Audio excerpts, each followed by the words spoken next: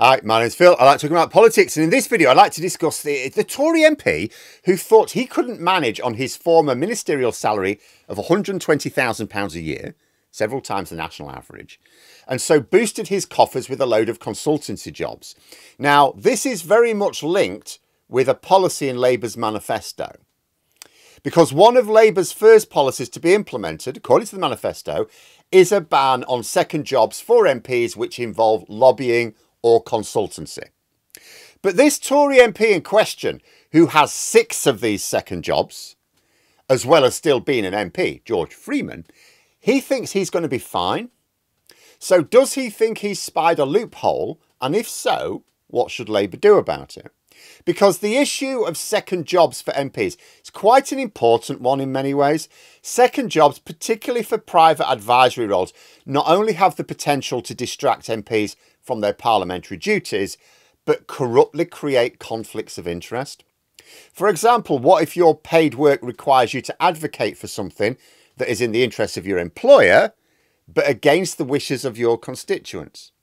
Or even just against the public interest in general, because that's a problem. If you've got 2 jobs, or each paying you certain money, and they come into conflict with each other, which one do you prioritise? I don't trust MPs to prioritise their job as an MP, particularly if they're getting a lot more money from these other jobs.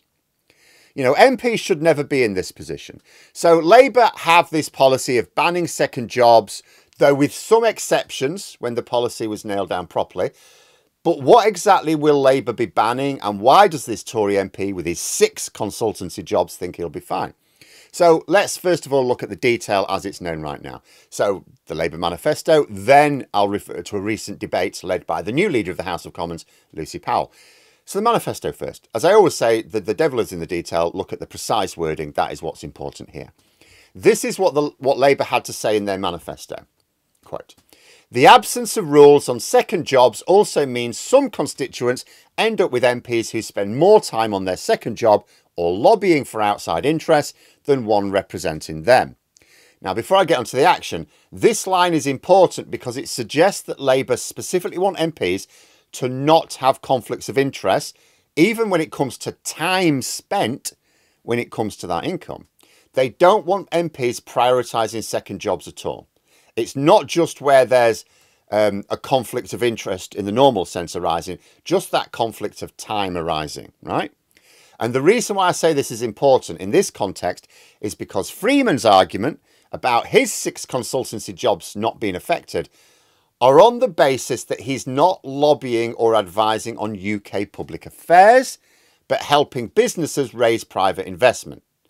In other words, what he's saying is, well, my consultancy work doesn't rely on me being an MP. In other words, if he weren't an MP, then he could still have had those jobs. He would still have got those jobs. Those people would still have employed him because they're employing him for his skills that have nothing to do with him being an MP. And it's like, okay, so it's not as corrupt as someone who's been employed specifically because they're an MP. Get that? Okay. But he's still doing consultancy work. And it's still taking time, and it's time taken away from his job as an MP. And it's paying him a lot of money. You know, like I said, you know, there could still be a case at some point as a result of one of these employers. There could still end up being a situation where he ends up advocating for something which is at odds with his duties as an MP. That can always happen. Also, yeah, and again, but the key thing for me, the bottom line is it's the time required to effectively advise 6 different organisations. That has to take away from your role as an MP. He cannot possibly be working full-time as an MP and carrying out these roles. And the rationale for Labour's move is not so much what the work involves, but that it will be prioritised over the role of being an MP. Now, Labour's policy does come in 2 parts. So back to the manifesto for the actions. Quote, "Therefore, as an initial step, Labour will support an immediate ban on MPs taking up paid advisory or consultancy roles." There's nothing in there about it being for public affairs, UK public affairs. All paid advisory or consultancy roles. Now that seems fairly clear. Freeman has 6 paid consultancy roles. He accepts that that's what these are. He just seems to be of the view that Labour's proposals will only ban certain consultancy roles, ones connected to parliamentary activities. But there was no such caveat in the manifesto. So where is he getting it from? Well, it's from a debate on the matter in Parliament from last month where Labour Minister Lucy Powell, she was effectively talking about the committee. So the second part to this policy is Labour were going to ban some second jobs right away and then set up a cross-party committee to look at other second jobs with a view to banning other ones later on. Okay, so Lucy Powell was leading this debate on setting up this committee.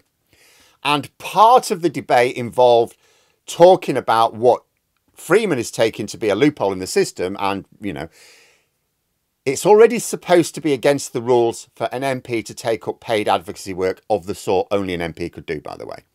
That is corruption. And several MPs, Tories, of course, got caught out breaking those rules and ended up being chucked out of Parliament during the last few years. So Powell was talking about closing this loophole. That being said, if all Labour do is close this loophole for what is already existing rules anyway, that's not really delivering what was promised in the manifesto. Because the manifesto didn't talk about paid roles in public affairs in the way that Powell was in this debate.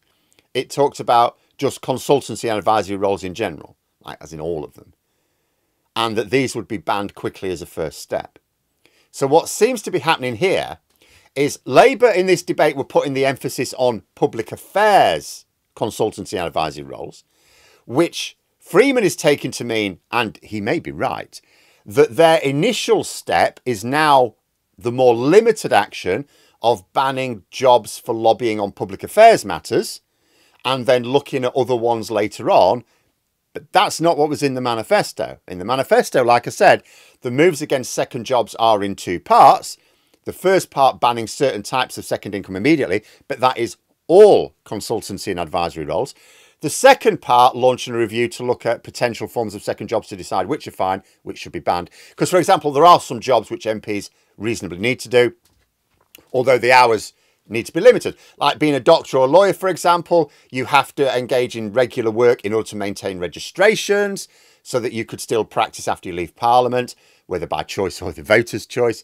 It's reasonable to say people shouldn't burn years worth of training and accreditations just to become an MP when, you know, you don't know how long you're going to be an MP. You know, when they leave Parliament, of course they should be able to pick up their old careers should they choose. They should just not be neglecting their duties as an MP to prioritise other paid work. And maintaining your registrations as a doctor or a lawyer do not require you to spend ridiculous amount of time on it. But this is why I find this change in emphasis, which I confess to having missed myself until I sort of came across this George Freeman article, a little odd. Because I can think of no reason why any MP should ever need to carry out paid advisory work in any area. Doesn't matter whether there's an obvious conflict of interest or not. In any area as a way of... You don't need it to maintain qualifications. Because actually, consultancy roles, it's one of the very few well-paid careers where no qualifications are required. The other notable ones being, I suppose, journalism and, of course, politics. Now, Labour haven't actually submitted their detailed proposals yet. This could just be Freeman reading something into a debate that isn't there. But he could equally be looking at it and thinking, oh, there's been a change of emphasis here. My 6 jobs would be protected. You know, it could be that Labour were putting this emphasis on public affairs consultancy in the debate for whatever reason, but they still intend to ban all consultancy and advisory roles when the details are made public when Parliament returns next month. Like, in my head, there's like two conflicts here. On the one hand, I'm thinking, Labour made this big song and dance earlier this year of what Starmer called bomb-proof in the manifesto to make sure he could deliver every single line of it. The strategy being... That's why Labour kept saying, you know, the manifesto is the bare minimum we're going to do. But they wanted to make sure they could deliver all of it so that when they go into the next election, Keir Starmer can say, point to me a line that I didn't do. As if to, so then the next manifesto can be a bit bolder and he can say, I proved that I can deliver every single line, so I will deliver the next one as well. Well, if straight away there's a line in there that you can point to and go, but you didn't do that. What was all that song and dance about? So on that point, you think, well, of course they will ban them all. But then you think to yourself, why in the debate did they put the emphasis on advisory and consultancy roles on public affairs. If they were going to ban all of them anyway, why bother putting the emphasis on like one? Because that would go anyway. So I don't know. Is George going to be happy or is George going to be sad? I really don't know. But we will have to wait and see when Parliament returns. I imagine over the next few weeks we should see those proposals. But there we are anyway. Those are my thoughts. So if you enjoyed the video, please click the like button and subscribe for further content. If you'd like to support the channel further, you could join memberships. But thanks for listening. Until next time, I'll see you later.